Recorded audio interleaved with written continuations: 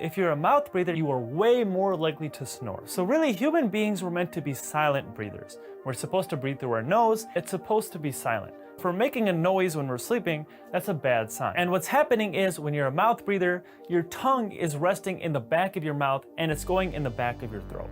And when you're sleeping and your tongue is back here, it's basically blocking that airway. So now you have air coming in through your mouth, but part of that airway is blocked, so not as much oxygen is getting to your lungs.